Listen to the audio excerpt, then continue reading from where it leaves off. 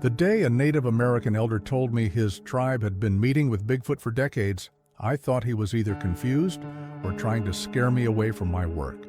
But what he revealed about these creatures, why they were real, where they lived, and why they stay hidden, would lead me to a terrifying encounter that no amount of Forest Service training could have prepared me for. My name is Ethan Scott, and I'm a trail inspector for the U.S. Forest Service. For 12 years, I'd walked thousands of miles through the forests of the Pacific Northwest, documenting trail conditions, marking hazards, and ensuring public safety. It was methodical work that suited my practical nature: measure, document, report. Nothing mystical, nothing unexplained, just trees, trails, and the occasional black bear that sent tourists running. Until June 1991, when everything I thought I understood about these forests changed forever. It started on a Monday morning at the ranger station in Trout Lake, Washington. I'd driven my Forest Service pickup, a white 1988 Chevy K1500 with the green pine tree emblem on the door, expecting another routine week of trail assessments. Instead, I found my supervisor, Bill Henderson, pacing his office, looking more agitated than I'd seen in a decade. "Ethan, thank God you're here," he said, waving me in. "We've got a situation up on the Lewis River Trail System, Section 12, near the old growth area." I set down my thermos of coffee and pulled out my field notebook. "What kind of situation?" "The trail maintenance crew refused to work there, third day in a row." Bill ran his hand through his thinning gray hair. "They're claiming the area is wrong, whatever the hell that means." I raised an eyebrow. The maintenance crews were tough, experienced men who'd worked in these forests for years. Define wrong. That's just it. They won't give me specifics. Torres, the crew chief, just said they're not going back, said the whole area feels off and there's damage that doesn't make sense. Bill pulled out a topographic map and pointed to a circled area. "I need you to go up there, inspect the trail conditions, and give me a rational explanation for whatever's got them spooked." "Probably just a bear doing some marking," I suggested. "Maybe an aggressive one defending territory. Early June could be a sow with cubs." "That's what I told Torres. He said it's not bears." Bill leaned back in his chair. "Look, I don't buy into any of this spooky forest nonsense, but I need documentation. If there's actual trail damage, we need to assess and repair. If it's just the crew getting cabin fever, I need to know that too." I nodded, already mentally preparing my gear list. "When do you want me up there?" "Today. Pack for 3 days, maybe 4. The trail section in question is about 8 miles in from the Lewis River Road trailhead. There's an old fire lookout tower foundation about a mile past the affected area. You can camp there if needed." 2 hours later, I was loading my pack into the truck bed. My field kit was standard issue: sleeping bag, tent, camp stove, first aid supplies, water purification tablets, compass, topo maps, measurement tools, and my camera, a Nikon N8008 with several rolls of Kodak film. I also packed my handheld CB radio, though reception in the deep valleys was spotty at best. The drive to the Lewis River Road trailhead took 90 minutes on increasingly rough forest roads. My truck bounced over potholes and washboard sections that hadn't been graded since last summer. I passed 2 other vehicles the entire way: a logging truck heading out and a battered Subaru wagon with Washington plates, probably hikers heading to the falls. The trailhead parking area was empty when I arrived just after 1 p.m. I spent 20 minutes organizing my pack, checking equipment, and studying the map. Section 12 was marked clearly, a 5-mile stretch of trail that wound through old-growth Douglas fir and western red cedar, following the ridge above the Lewis River. According to my notes, the maintenance crew had been scheduled to clear drainage ditches and repair erosion damage from spring runoff. I shouldered my pack, probably 45 pounds fully loaded, and started hiking. The first few miles were familiar territory, well-maintained trail, with occasional glimpses of the river below. The forest here was beautiful, in that cathedral-like way that old-growth forests have, with massive tree trunks rising like columns and filtered sunlight creating shifting patterns on the forest floor. Around mile 4, I started noticing changes. Nothing dramatic at first, just a feeling that something was off. The bird songs seemed muted. I hadn't seen any squirrels or chipmunks in the last half hour, which was unusual for this time of year. The air felt heavier somehow, though there was no logical meteorological reason for it. Then I reached Section 12 and understood why the crew had refused to work. The damage was extensive and bizarre. A Douglas fir, probably 80 feet tall and 3 feet in diameter, had been pushed over, not cut, not broken by wind, pushed. The root ball was exposed, still clinging to chunks of earth, but the tree trunk showed no signs of disease or rot that would explain it falling. The direction of the fall didn't align with prevailing wind patterns. 50 yards further, I found more. A massive stump, all that remained of an old-growth cedar that had been cut decades ago, had been torn from the ground and moved 20 feet off the trail. The stump must have weighed several hundred pounds, its roots long since decomposed, yet something had ripped it free and displaced it. I photographed everything, taking notes with compass bearings and measurements. My practical mind searched for explanations. A landslide? No, the surrounding terrain was stable. Heavy equipment, no vehicle marks, no tracks, and this section was too remote for logging. An earthquake? We'd had no significant seismic activity in months. The trail itself was torn up in several places, with deep gouges in the earth that looked almost like claw marks. But they were enormous, far larger than any bear I'd ever tracked. I was documenting a particularly strange disturbance, a section where the forest floor vegetation had been completely flattened in a rough circle, about 15 feet in diameter, when I heard a voice behind me. "You should not be here." I spun around, hand instinctively going to the bear spray on my hip. An elderly Native American man stood on the trail about 20 feet away. He wore practical hiking clothes, jeans, a red flannel shirt, a worn canvas jacket, but carried himself with a dignity that seemed at odds with the casual attire. His face was deeply lined, weathered by decades of sun and wind, with long gray hair pulled back in a simple ponytail. He held a walking stick carved from cedar, its surface worn smooth by years of use. "I'm Ethan Scott, Forest Service," I said, relaxing slightly, but still wary. I hadn't heard him approach, which was unusual. "I'm conducting a trail inspection." "I know who you are," the man replied. His voice was deep, measured, carrying an accent I couldn't quite place. "I am Thomas Whitecrow. My people have watched these forests for many generations." I nodded respectfully.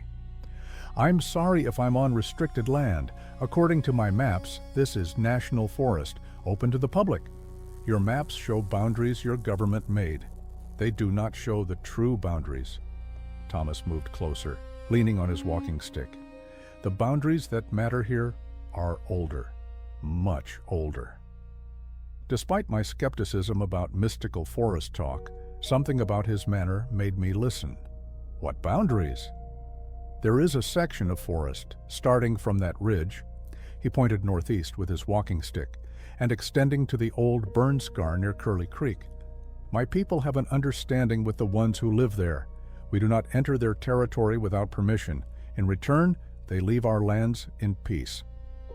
"The ones who live there," I repeated carefully. "You mean bears?" "Cougars." Thomas's eyes held mine, dark and steady. "You know what I mean, Ethan Scott. You have seen the signs. The trees move by strength no machine possesses, the earth torn by hands that leave no tracks you can understand." A chill ran down my spine despite the warm afternoon. "Are you talking about Sasquatch?" "That is one name. We call them the forest people.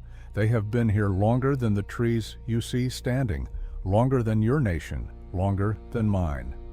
Thomas gestured at the destruction around us. "This is a warning. They are telling you to stay away." My rational mind rebelled against what he was saying, but I couldn't ignore the evidence around me. "How long has your tribe had this understanding with them? Since before my grandfather's grandfather was born, we leave offerings at the boundary markers, salmon during the runs, berries in season, venison in winter. We teach our children where they may walk safely and where they must not go. In return, the forest people share these lands with us. Thomas's expression darkened. But your people do not listen. You build trails where trails should not be. You bring machines and noise and crowds. You disrespect the boundaries. Mr. Whitecrow, I appreciate the cultural perspective, but I have a job to do. I need to assess this trail damage and file a report. The trail damage is not random, Thomas interrupted. Look at where it occurs. Every tree pushed down, every stump torn from earth, they mark the boundary. The forest people are being very clear. They are saying, turn back. I looked around at the destruction with fresh eyes and had to admit there was a pattern. The damaged areas formed a rough line running northeast to southwest, just as Thomas had indicated. Even if what you're saying is true, I said slowly, I'm required to inspect the full section. I need to hike at least another 2 miles and document conditions. Then you will be crossing into their territory. That is very unwise. I'll take my chances. Thomas studied me for a long moment, then sighed heavily. You have the stubbornness of a man who has never met something beyond his understanding, but you seem honorable. So I will tell you this.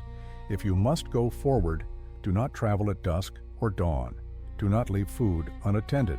And if you hear the wood knocks, 3 strikes, evenly spaced, you turn around immediately and leave. Do you understand? Wood knocks? They communicate by striking trees with stones or branches. 3 knocks means warning. More than 3 means you are in danger. Thomas reached into his jacket pocket and pulled out a small leather pouch. Take this. It contains tobacco and sage. If you encounter one of them, leave it on the ground and back away slowly. It is a sign of respect. Against my better judgment, I accepted the pouch.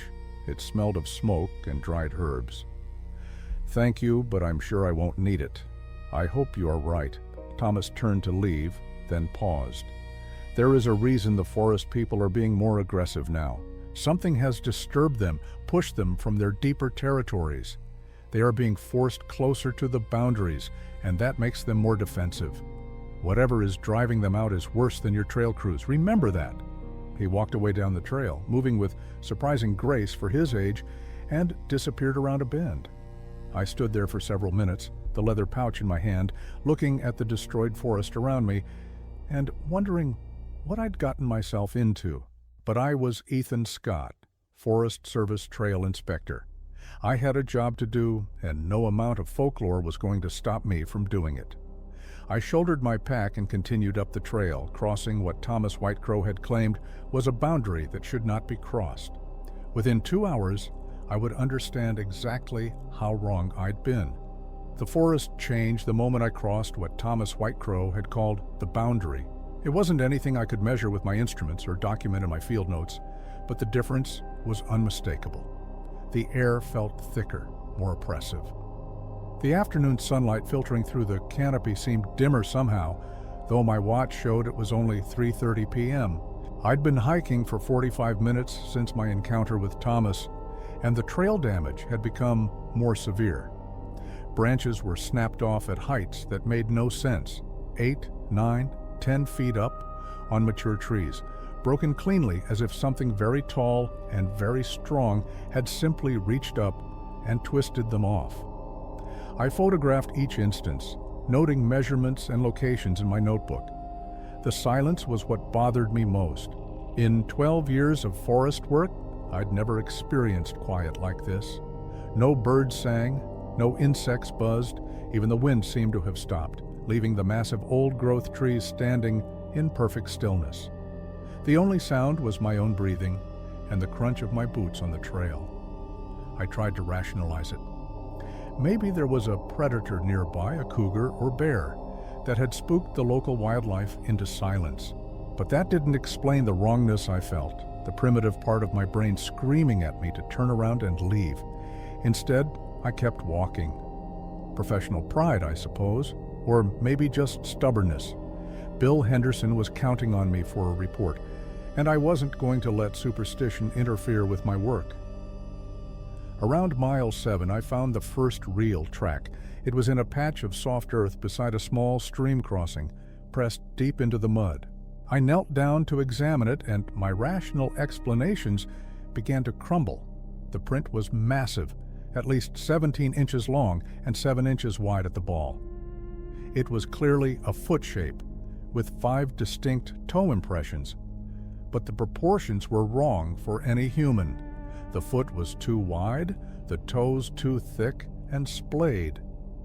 I pulled out my tape measure and documented everything. The print was about 2 inches deep, suggesting something extremely heavy.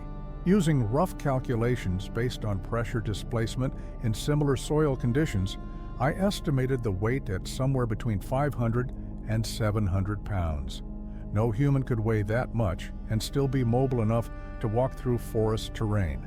There were more prints leading away from the stream, heading northeast deeper into the old growth section. They were spaced roughly 4 feet apart, a walking stride, not running. Something very large had passed through here recently, probably within the last few hours based on how sharply defined the prints remained. I sat back on my heels, camera in hand, staring at the evidence. This was exactly what Thomas Whitecrow had been talking about. The forest people, Sasquatch, Bigfoot. Whatever name you gave them, something had made these tracks, and it wasn't a bear walking upright as skeptics always claimed. I took multiple photographs from different angles, placed my government issue boot next to one print for scale, and shot several more frames. These images would be in my official report, and Bill Henderson would have to deal with whatever conclusions that evidence suggested. The question was, what did I do now? I was still a mile short of the old Fire Lookout Foundation where I'd planned to make camp. Daylight would last another 4 hours. The sensible thing would be to continue my inspection, document the remaining trail section, and camp as planned. But Thomas's warning echoed in my mind. Do not travel at dusk or dawn. I checked my watch again, 4:15 p.m. If I pushed hard, I could reach the lookout site by 5:30, set up camp with plenty of daylight remaining. Or I could turn back now, report what I'd found, and let someone else, or no one, deal with this section of trail. The decision was made for me by a sound that froze me in place. 3 sharp, evenly spaced impacts echoed through the forest, wood striking wood, loud and deliberate. The sound came from somewhere ahead on the trail, maybe a quarter mile distant. It repeated after a brief pause. Crack, crack, crack. 3 knocks means warning, Thomas had said. My heart was hammering. I stood slowly, hand moving to the bear spray on my belt, even though I knew instinctively that bear spray would be useless against whatever had made those sounds. The leather pouch Thomas had given me was in my jacket pocket, and I found myself touching it like a talisman. The knocking didn't repeat. The forest remained silent, waiting. I had a choice, press forward or retreat. Every instinct screamed retreat, but I'd come this far, documented this much. I needed to see the full extent of the trail damage to write a complete report. I compromised. I'd continue to the Lookout Foundation, set up camp in the remaining daylight, and tomorrow morning I'd hike the last mile of trail section in full daylight before heading back. That would give me complete documentation while minimizing risk. The decision made, I started walking again, moving more carefully now, hyper-aware of every sound and movement around me. The trail climbed steadily, winding through increasingly massive old-growth cedars. Some of these trees were probably 500 years old or more, with trunks 8 feet in diameter. They'd been here since before Columbus crossed the Atlantic, silent witnesses to centuries of forest history. 20 minutes later, I found more evidence. A tree had been stripped of bark in a vertical line from about 5 feet up to nearly 12 feet high. The exposed wood was fresh, still oozing sap. Whatever had done this had incredible reach and strength. I photographed it, Noting the scratch patterns in the exposed wood, they looked almost like large fingers had dug into the bark and simply torn it away. Then I found the structure. It was about 15 feet off the trail, partially hidden by undergrowth.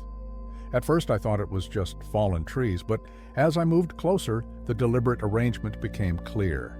Someone, or something, had stacked branches and logs to create a teepee-like shelter, roughly 8 feet tall and 6 feet wide at the base. The construction was crude but effective, with interwoven branches creating a waterproof roof. This wasn't something made by humans. No hiker would build something this large and this far from the trail. And the materials used, some of the branches were 6 inches thick, would have required tremendous strength to move and position. I circled the structure, photographing from multiple angles. Near the base, I found more evidence. Tufts of dark brown hair caught on bark, several inches long and coarse. I carefully collected some samples in a plastic bag.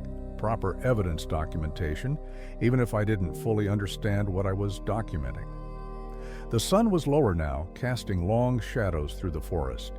I checked my watch. 5:20 p.m. Time to get to the lookout site and set up camp while I still had good light. I hiked faster, eager to reach the relative safety of the foundation clearing. The old fire lookout had been decommissioned in the 1960s, but the concrete foundation remained, along with some scattered metal hardware from the original structure. It was slightly elevated, with good sight lines in most directions, about as defensible a campsite as I was going to find out here. I reached it at 5:45 p.m. with the sun still well above the horizon. The clearing was just as I remembered from previous inspections, a flat concrete pad about 12 feet square, surrounded by scattered equipment foundations, and a clear area where the access trail had once been maintained. Vegetation was reclaiming everything, but it was still obviously man-made, which somehow felt comforting. I set up my tent quickly, using rocks to anchor the corners since I couldn't drive stakes into the concrete. My camp stove went on a flat rock nearby, and I organized my gear inside the tent. Water from my bottles would be enough for tonight. I'd refill at the stream tomorrow morning on my way back. As I worked, I couldn't shake the feeling of being watched. Several times I stopped and scanned the surrounding forest, but saw nothing except trees and shadows. Still, the feeling persisted, a prickling awareness at the back of my neck, the sensation of unseen eyes tracking my movements. By 6:30 p.m., camp was established. I heated water for instant coffee and rehydrated a package of beef stroganoff for dinner. The mundane routine helped calm my nerves. I was a Forest Service employee doing my job, camping in a national forest I'd visited dozens of times. The strange evidence I'd found had rational explanations. It had to. But as twilight began to fall and the forest darkened around my small clearing, rationality became harder to maintain. The sound started around 8 p.m. First, there was movement in the brush about 50 yards to my east, something large pushing through undergrowth. Then, silence. 10 minutes later, movement to the north, closer this time, then west, then south. Whatever it was seemed to be circling my camp, staying just beyond the range of my flashlight. I sat on the concrete foundation with my back against my tent, flashlight in one hand and bear spray in the other, trying to track the sounds. My CB radio was useless this far into the valleys. I'd tried raising the ranger station and got only static. At 8:30 I heard it clearly. Footsteps. Not the four-legged gait of a bear or cougar, but bipedal steps. Heavy, deliberate, circling. And they were getting closer. I switched on my flashlight and swept the beam across the forest perimeter. Nothing. Just trees and darkness. But I could hear it breathing now, deep, heavy breaths, somewhere in the shadows beyond my light. "I'm a Forest Service ranger," I called out, voice shakier than I wanted. "I'm just camping here for the night. I mean, no harm." The breathing stopped. The forest went completely silent again, that oppressive quiet that felt like a held breath. I waited, flashlight steady, counting my own heartbeats. Then came the wood knocks. 5 times, rapid succession, from directly in front of me, maybe 30 yards out. Not a warning, something more aggressive. The sound was answered immediately from behind me. There were at least 2 of them. They had me surrounded. I remembered Thomas's pouch in my jacket pocket. With trembling hands, I pulled it out, opened it, and poured the contents, tobacco and dried sage, onto the concrete in front of me. "This is a gift," I said loudly, "a sign of respect. I'm leaving tomorrow at first light. Please, I mean no disrespect to your territory." For a long moment, nothing happened. Then I heard it, a vocalization unlike anything in my experience. It started as a low rumble, almost subsonic, building into a loud, howling cry that echoed through the forest. It wasn't aggressive exactly, but it was powerful, demanding, a sound that carried both intelligence and warning. The cry was answered from another direction, then another. 3 distinct voices calling back and forth in what I could only describe as conversation. They were communicating about me, deciding what to do with the intruder in their territory. I stayed frozen, flashlight pointed at the offering I'd left, trying to appear non-threatening while every muscle in my body screamed to run. But Thomas had said to back away slowly, and running would likely trigger a chase response. The vocalizations stopped. The forest went silent again. And then, in my flashlight beam, I saw it step into the clearing. The creature stood at the edge of my flashlight beam, just beyond the concrete foundation, and my mind struggled to process what I was seeing. It was massive, easily 7.5 feet tall, maybe more. Its body was covered in dark brown hair, matted and thick, with longer hair around the shoulders forming something like a mane. The chest was barrel-like, impossibly broad, and the arms hung down past where knees would be on a human, ending in hands that looked both human and alien at once. But it was the face that held me frozen. Not ape-like as I'd expected from old grainy photos and sketches, but something in between. A heavy brow ridge, a flat nose, a mouth that seemed too wide, and the eyes. Dark, intelligent eyes that caught my flashlight and reflected it back with an amber gleam. Those eyes were studying me with an awareness that made my skin crawl. This wasn't an animal. This was something that thought, that reasoned, that understood exactly what I was. We stayed like that for what felt like an eternity, but was probably only 30 seconds. The creature made no aggressive moves, just stood there watching me. Its breathing was audible, deep measured breaths that created small clouds in the cooling night air.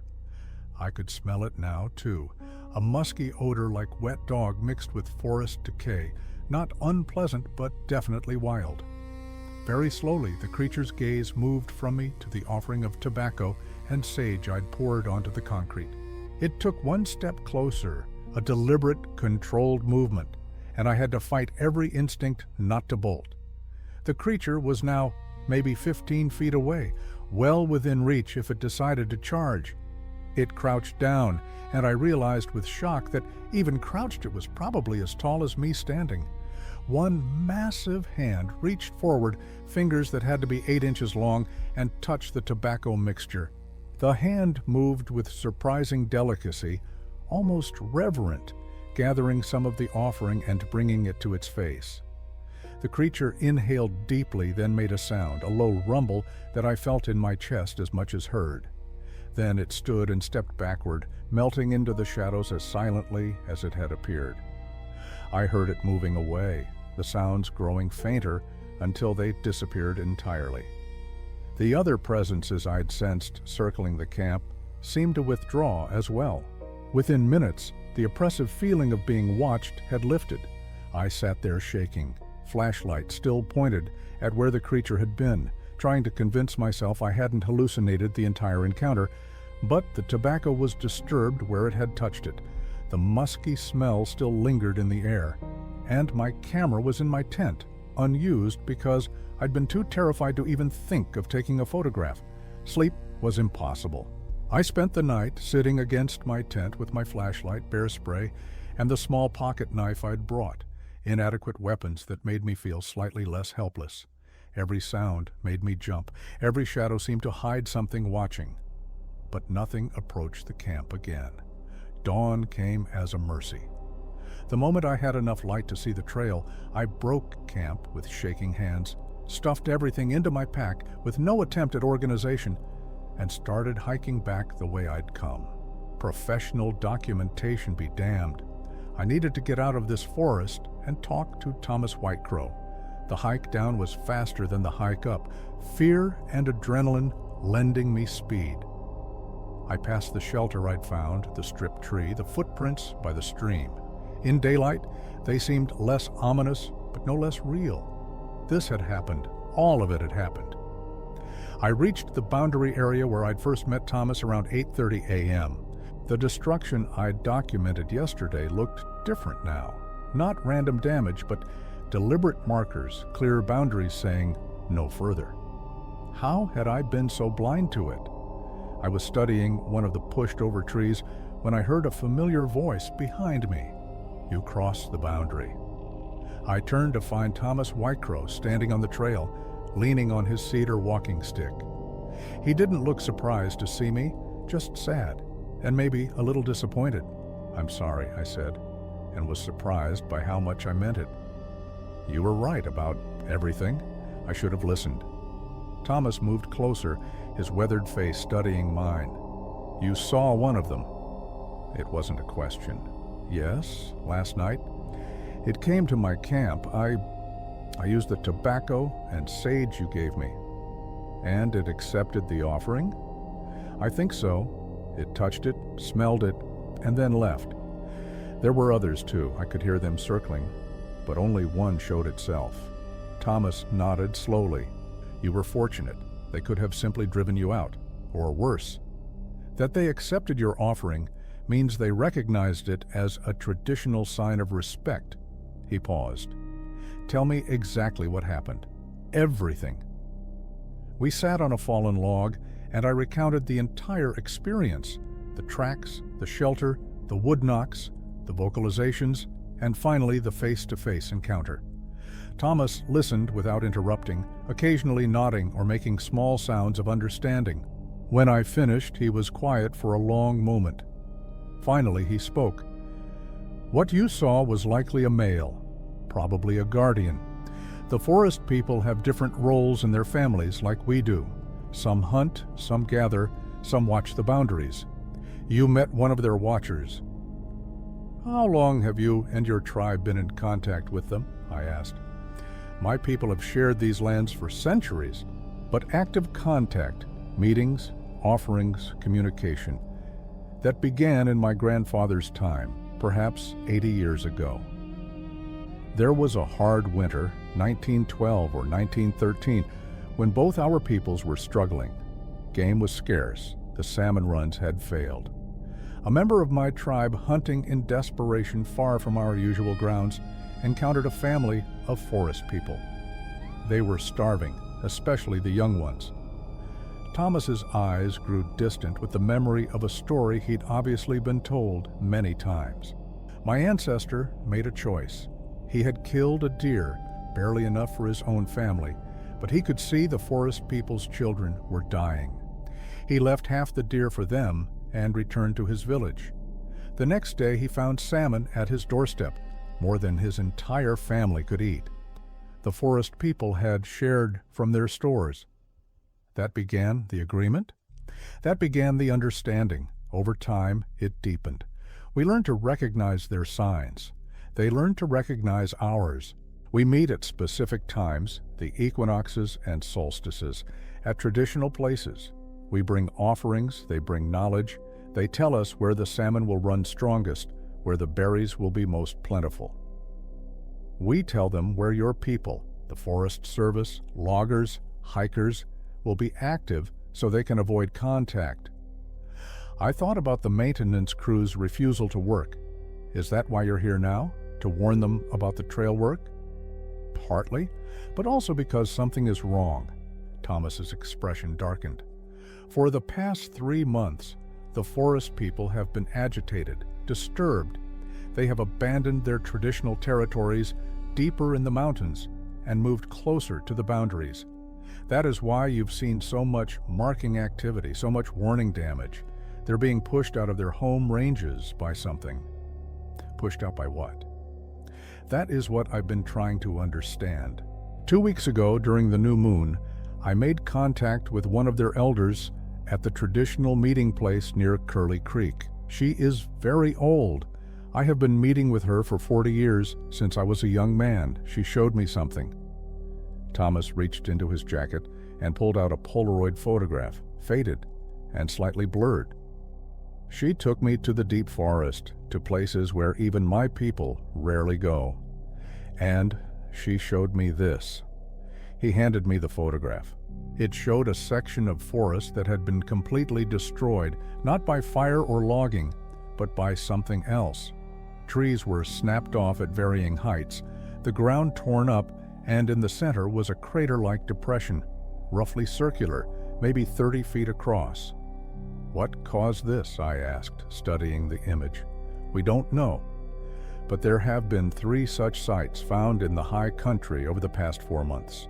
Each time the forest people find one, they move their families further from that area. They are afraid, Mr. Scott. The forest people, beings that have survived in these mountains for thousands of years, are afraid of something new in their territory. A chill ran down my spine. Have you reported this to anyone? The Forest Service, the Park Service? And tell them what? That the creatures your government says don't exist are being frightened by mysterious destruction in the deep forest? They would think me a crazy old man. Thomas took back the photograph. But you have seen them now. You know they are real. And you are Forest Service. Perhaps you can investigate in ways I cannot. I'm a trail inspector, not a researcher. I don't have the authority. You have eyes and a camera. You have maps and the right to go places I cannot easily access. And now you have knowledge that most of your colleagues lack. Thomas stood, leaning on his walking stick. The forest people are part of this ecosystem, Mr. Scott. They have lived in balance with these lands for longer than human memory. If something is disturbing them enough to abandon their territories, it threatens the entire forest, not just them, but everything. He had a point. Whatever was creating those destruction sites could be a larger environmental hazard, toxic dumping, illegal activity, unstable geology. It fell under Forest Service jurisdiction to investigate. Will you help me? Thomas asked. Will you use your position to find out what is happening in the deep forest? I thought about my encounter last night, about those intelligent eyes studying me, about a creature that understood the meaning of a tobacco offering. I thought about Thomas's story of his ancestor and the starving Sasquatch family, of 80 years of careful coexistence and mutual respect. Yes, I said, but I need your help too. I need you to teach me how to communicate with them, how to show respect, how to move through their territory safely. If I'm going to investigate this, I can't do it as an intruder. Thomas smiled for the first time since I'd met him. Then we have an agreement. Come to my home this evening. I will draw you a map. It's in Trout Lake, the old house by the lumber mill. We will talk more, and I will teach you what you need to know. He started down the trail, then paused and looked back. What will you tell your supervisor about Section 12? I thought about Bill Henderson waiting for my report, about the photographs I'd taken of impossible footprints and inexplicable destruction.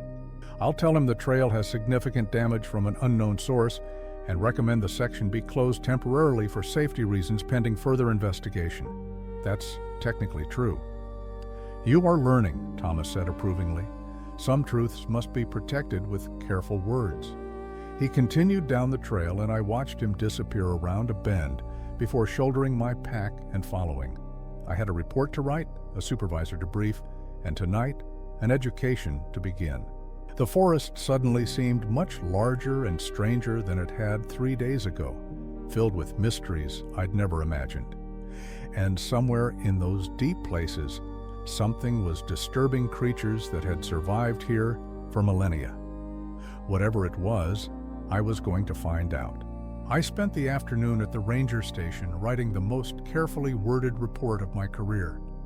Bill Henderson read it twice, frowning at phrases like extensive structural damage from unknown source and recommend immediate closure pending investigation of potential safety hazards. He didn't like it, but he couldn't argue with my documentation. The photographs of massive footprints, destroyed trees, and torn earth were undeniable evidence that something was happening in Section 12. "You think it's vandalism?" he asked, studying a photo of the pushed-over Douglas fir. "I don't know what it is," I replied honestly. "But until we understand the cause, we shouldn't have civilian hikers or work crews in that area. It could be dangerous." Bill sighed and stamped the report with his approval. "All right, Section 12 is closed effective immediately.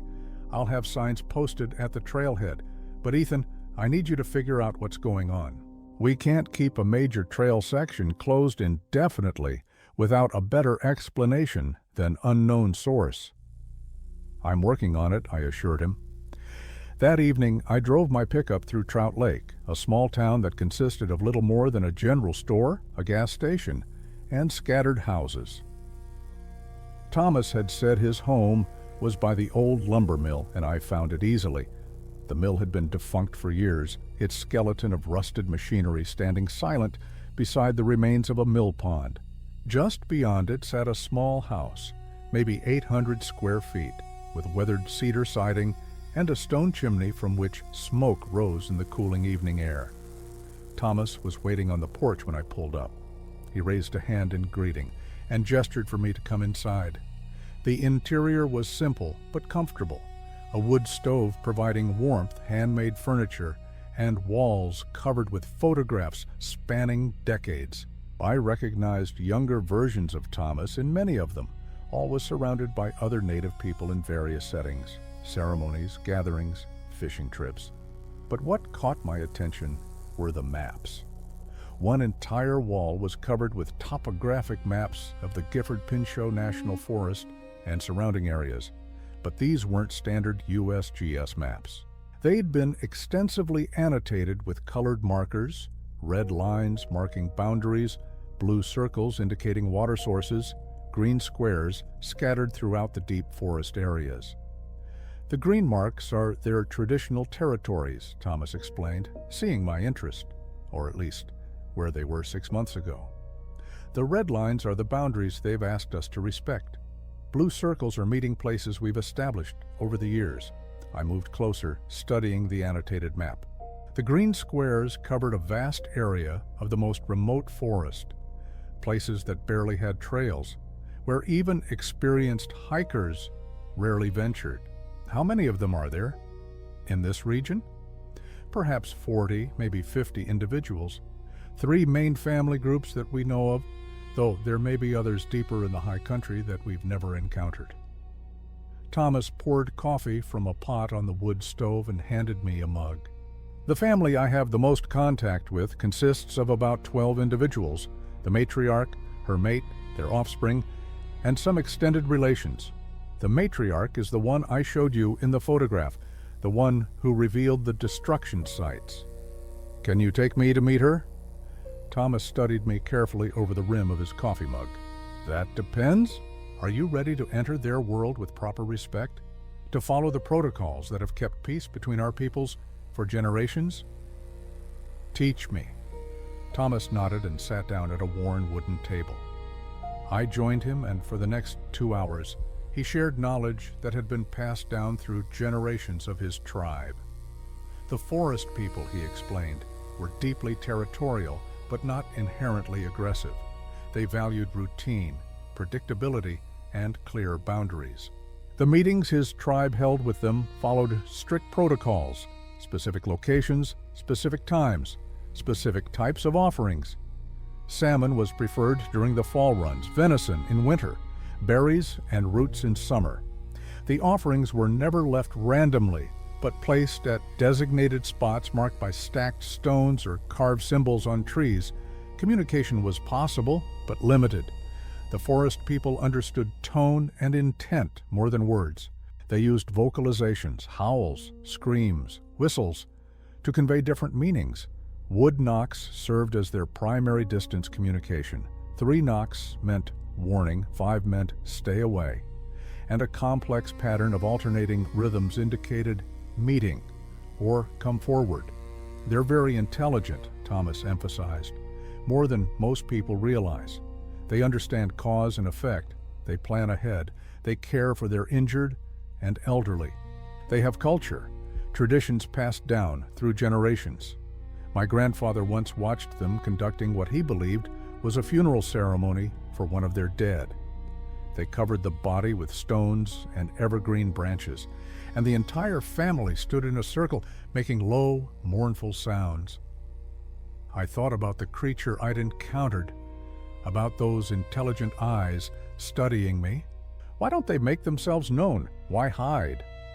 Would you reveal yourself to a species that kills what it doesn't understand, that captures and studies and cages anything unusual? Thomas's voice was gentle, but firm. The forest people have watched humans for thousands of years. They've seen what happened to the wolf, the grizzly, the buffalo. They've seen native peoples pushed onto reservations, their lands taken, their ways destroyed. They're wise enough to remain hidden, to survive in the margins and shadows where humans rarely look. He pulled out a hand-drawn map, much more detailed than the annotated topographic map on the wall. The destruction sites are here, here, and here. He pointed to 3 locations in the deepest part of the forest, at least 15 miles from the nearest road. The most recent one appeared 3 weeks ago. The matriarch will meet us at this location. He indicated a spot marked with a blue circle. Tomorrow at dawn, if we perform the proper calling ceremony tonight. Calling ceremony? Thomas stood and retrieved a small drum from a shelf, its surface painted with symbols I didn't recognize. At midnight, we go to the boundary marker on the eastern ridge.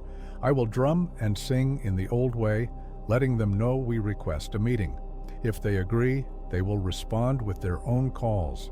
If they don't, he shrugged, then we wait and try again another night. And if they do agree, what then? Then we meet the matriarch at dawn. You bring an offering. I have salmon in my freezer you can take.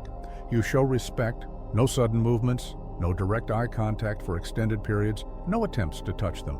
You speak calmly and honestly. And you listen when they choose to communicate. Thomas refilled his coffee mug. You understand, mister.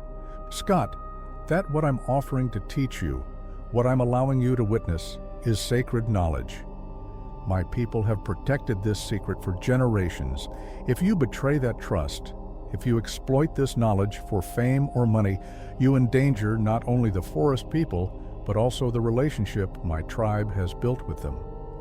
I understand, I said solemnly. I'm not doing this for recognition. I'm doing it because something is threatening these forests and the creatures that live in them. That's my job, to protect the forest and everything in it. Thomas nodded slowly. Then we are in agreement. Rest now. We have several hours before midnight, and you'll need your strength for tomorrow. The hike to the meeting place is challenging. I slept fitfully on Thomas's couch, my mind replaying everything I'd learned. The forest people weren't just unknown primates. They were a people with culture, intelligence, and a deliberate choice to remain hidden. And something was threatening them, driving them from territories they'd held for centuries. At 11:30 p.m., Thomas woke me. We drove in my pickup up a rough forest road until it became impassable, then hiked by flashlight for 40 minutes to reach the eastern ridge boundary marker. It was a natural rock formation with stacked stones on top, clearly arranged by human hands. Someone, probably Thomas, had been maintaining this marker for years. Thomas set down his drum and pulled out tobacco, sprinkling it around the marker in a circle. Then he began to drum, a steady, rhythmic beat that echoed through the night forest. After several repetitions of the rhythm, he began to sing. I couldn't understand the words. They were in his people's language, but the melody was haunting, ancient, a sound that seemed to belong to these mountains. He drummed and sang for perhaps 10 minutes. Then he stopped, and we waited in silence. For a long moment, nothing. Then, from somewhere deep in the forest to the north, came a response. Not the aggressive howls I'd heard before, but something different, a series of low, almost melodic vocalizations that rose and fell in a pattern that seemed to answer Thomas's song. Thomas smiled. They accept. We meet at dawn. We returned to his house and tried to sleep, but I was too wired with anticipation and anxiety. At 4:30 a.m., we were up, loading packs with supplies. Thomas gave me a large frozen salmon wrapped in plastic, which went into my pack along with water, energy bars, my camera, and my field notebook. "Remember," Thomas said as we prepared to leave, "let me lead. Don't speak unless spoken to. Show respect always, and no matter what you see or learn, you must keep this secret. The forest people's survival depends on humanity remaining ignorant of their existence." "I promise," I said, and meant it with every fiber of my being. We drove as far as the roads would take us, then hiked into the dawn, heading toward a meeting that would reveal not just the mystery of the destruction sites, but the true nature of beings that had survived by remaining hidden in plain sight for thousands of years. The sun was just breaking over the mountains when we reached the meeting place, a small meadow surrounded by ancient cedars, with a creek running through one side. And there, at the far edge of the meadow, waiting in the shadows of the tree line, stood three massive figures. Thomas had brought me to meet the forest people. The three figures stood motionless at the tree line, and I had to remind myself to breathe. The center figure was the largest, easily 8 feet tall, with lighter-colored hair showing patches of gray around the face and shoulders. This had to be the matriarch Thomas had spoken of. Flanking her were two others, slightly smaller but still massive, probably 7 feet tall each. One appeared male with broader shoulders, the other more slender, possibly female. Thomas placed his hand on my arm, a gentle reminder to stay calm. Then he walked forward slowly, stopping about 30 feet from the tree line. I followed, moving carefully, keeping my eyes lowered in what I hoped was a respectful posture. Thomas spoke in his language, words I couldn't understand, but delivered in a tone that was clearly deferential. The matriarch responded with a series of vocalizations, low rumbles mixed with higher-pitched sounds that almost seemed like syllables. They were communicating, truly communicating, in a way that went beyond simple animal calls. Thomas turned to me. "Take out the salmon, place it on the ground, and step back." I did as instructed, setting the wrapped fish on the meadow grass and retreating to stand beside Thomas. The younger male stepped forward cautiously, keeping his eyes on us, and retrieved the offering. He brought it back to the matriarch, who examined it, then made a sound that I could only interpret as approval. The matriarch gestured an unmistakably human-like motion for us to follow. She turned and walked into the forest, the other two falling in behind her. Thomas and I exchanged glances, then followed, maintaining a respectful distance of about 20 feet. We hiked for nearly an hour, moving deeper into old-growth forest that grew increasingly difficult to navigate. The forest people moved with practiced ease, ducking under low branches and stepping over obstacles that we had to scramble around. They were clearly at home here in a way no human could be. Eventually, we emerged into a small canyon where a stream tumbled over rocks, and there, carved into the canyon wall, I saw something that made me stop dead in my tracks. It was destruction similar to what Thomas had shown me in the Polaroid, but worse. A massive crater, roughly 40 feet across, had been blown into the canyon wall. Rock and soil were scattered everywhere. Trees within a 100-foot radius were either snapped off or stripped of branches. But what caught my attention was what remained in the crater. Metal debris, twisted pieces of equipment, cables, some kind of mechanical housing. The matriarch made a series of sharp vocalizations and gestured emphatically at the destruction. Thomas moved closer, examining the debris, and I joined him. As a Forest Service employee, I'd seen plenty of equipment, and this looked like Seismic testing gear? I know what this is, I said quietly, pulling out a piece of the metal. It had markings on it, a company logo I recognized. Cascade Geological Survey. They do seismic testing for mining companies and energy exploration. Thomas's face darkened. Exploration? Here? This is protected forest land. That doesn't always stop them. They apply for research permits that are technically legal, but really just survey for valuable mineral deposits or potential drilling sites. I photographed the debris from multiple angles. This equipment uses explosive charges to create seismic waves. They measure how the waves bounce back to map underground geology. The matriarch vocalized again, more urgently. Thomas listened, then translated. She says there have been 4 sites like this. The explosions come without warning, loud, violent, terrifying. The first one killed 2 of their young who were foraging nearby. They found their bodies crushed by falling rocks. My stomach turned. When was the first explosion? 4 months ago during the February full moon. I did the math.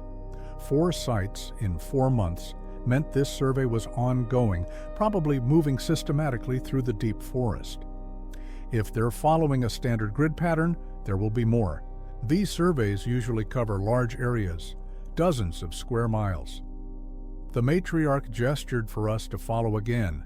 We hiked to 2 more destruction sites over the next 3 hours, each showing the same pattern: explosive damage, scattered equipment debris, and the clear signature of seismic testing. The forest people had been documenting these sites, probably trying to understand what was attacking their territory. At the 3rd site, the matriarch did something extraordinary. She picked up a stick and began drawing in the soft earth beside the stream. Simple but clear images. Circles with radiating lines representing the explosions, stick figures representing her people fleeing, and then a question mark symbol that was unmistakably human in origin. She was asking us to explain. Thomas knelt beside her, and I joined him. Using my own stick, I drew a simple diagram: underground layers, equipment on the surface, waves penetrating the earth. It was crude, but the matriarch watched intently, her dark eyes studying the drawing with obvious intelligence. When I finished, she made a long, mournful vocalization and drew something else, more stick figures, but these were crossed out. Dead. Then she drew figures moving away from the circles, fleeing to new territory. She was showing us the cost of these explosions: death, displacement, the destruction of homes and traditional grounds her people had used for generations. "We have to stop this," I said to Thomas. "This is illegal activity on federal land.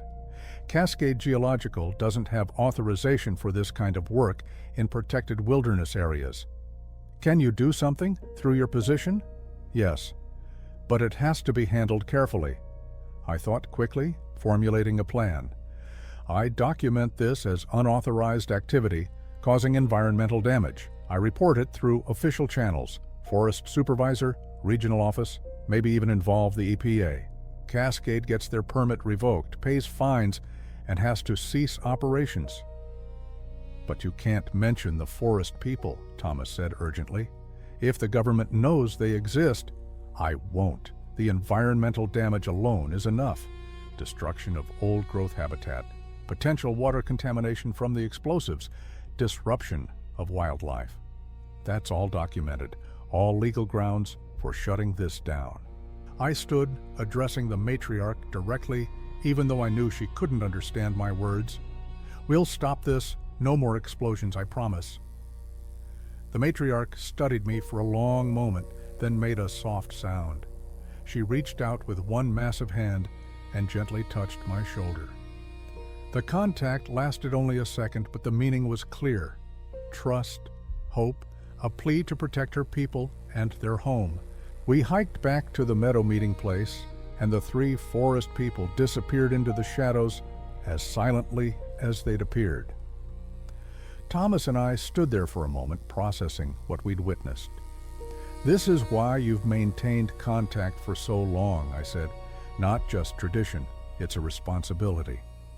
We are the bridge Thomas replied, between their world and yours. When your people threaten them, whether through ignorance or greed, we try to intervene to protect. But we can't always do it alone. Sometimes we need someone on your side who understands, who has authority. I understand now, I said, and I'll do everything I can. The next week was a flurry of activity. I filed detailed reports complete with photographs of the destruction sites and equipment debris.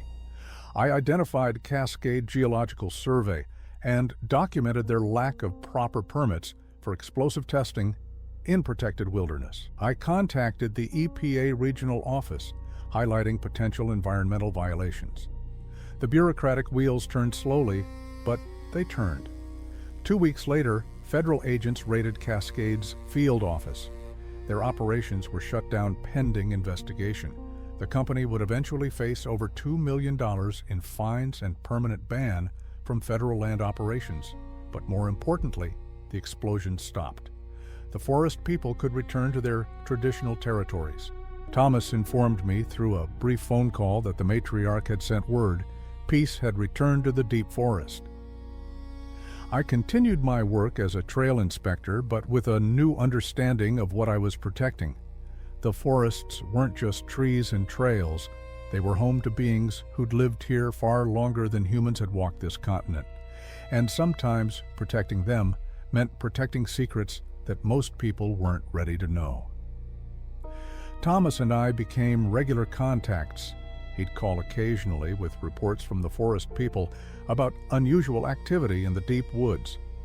I'd investigate through official channels, always finding rational explanations that justified intervention without mentioning the real source of my information.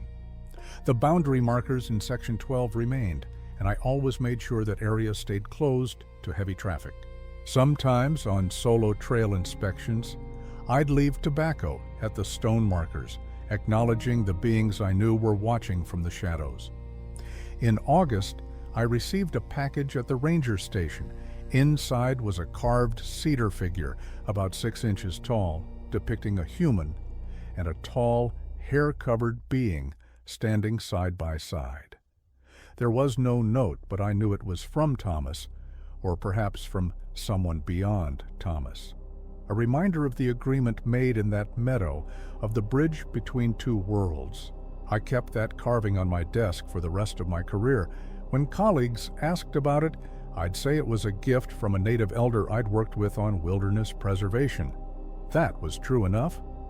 What I didn't tell them was what it really represented: a promise kept, a secret protected, and the knowledge that in the deepest forests, in the places where ancient trees still stood and humans rarely ventured, we were not alone. Some mysteries I'd learned weren't meant to be solved. They were meant to be protected, respected, and allowed to remain in the shadows where they'd survived for millennia. And sometimes the greatest discovery wasn't revealing the truth to the world. It was becoming a guardian of that truth, ensuring that beings who'd chosen silence could continue to live in peace. The forest people were real. They'd been meeting with Thomas's tribe for decades, not because of curiosity or friendship alone, but because both peoples understood something fundamental, that survival sometimes meant building bridges between different worlds, protecting each other from threats neither could face alone. And now I was part of that ancient agreement, a modern guardian of an ancient secret, standing watch over forests that held more than trees and trails. They held the last refuge of beings who'd survived by remaining hidden, and I would do everything in my power to ensure they could continue to do so.